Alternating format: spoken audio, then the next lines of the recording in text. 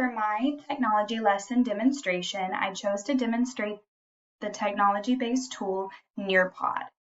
Nearpod is a wonderful resource for creating interactive lessons. And for my 4th grade curriculum, we focus on weather and climate. So we will be looking at a lesson that focuses on cloud types today. So after creating a free account on Nearpod, I was able to come to this My Lesson screen and click on this plus sign to create my first lesson. Now you can create a lesson from scratch, or you'll also have the option to explore the Nearpod library of available lessons. For this assignment, I created my own lesson. Now to teach this lesson, you also have a couple options, which are great for supporting student engagement. Students can self-pace and complete these assignments on their own, or you can use live participation, which was my first choice. It combines teacher guidance with student-guided learning, as they're able to answer questions throughout your lesson. However, I'm still able to guide them through their learning. To make edits on this assignment, I was able to simply click on the edit button.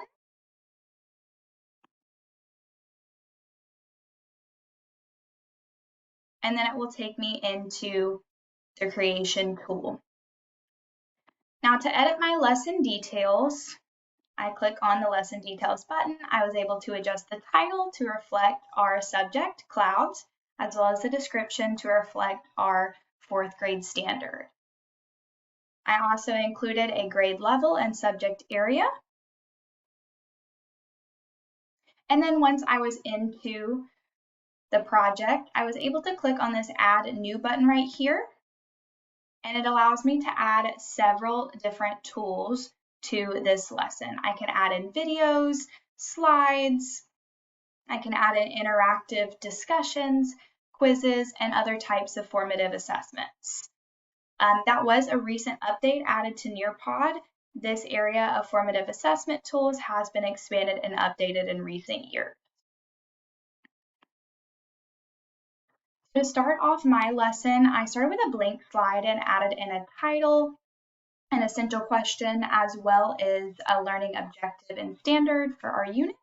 And then I was able to add an image. All of those text-based or image adding, shape adding tools can be found up here on this toolbar.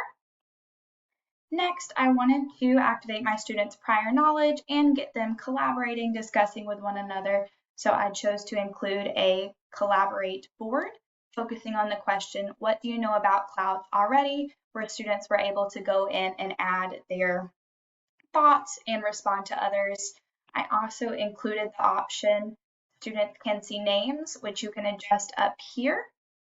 I have this turned on so that students are able to know who they're responding to and whose ideas that they are hearing. Next, we walked through a interactive read aloud video focusing on cloud types and where they come from. And I also included an open-ended question and 2 multiple choice questions just for reflection embedded throughout that read aloud.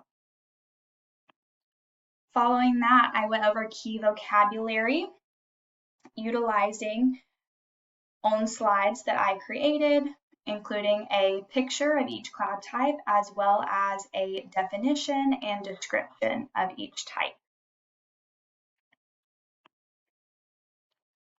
Following that, I included web content for student exploration and self-guided research. Students were to go to that website and create their own graphic organizer to record their findings on cloud types, what clouds were made of, and really collect their own research. And using the Add PDF option, I was able to include an example of what that might look like. Finally, I was able to add in 2 formative assessment options, depending on student learning needs, a matching option, as well as a drawing option.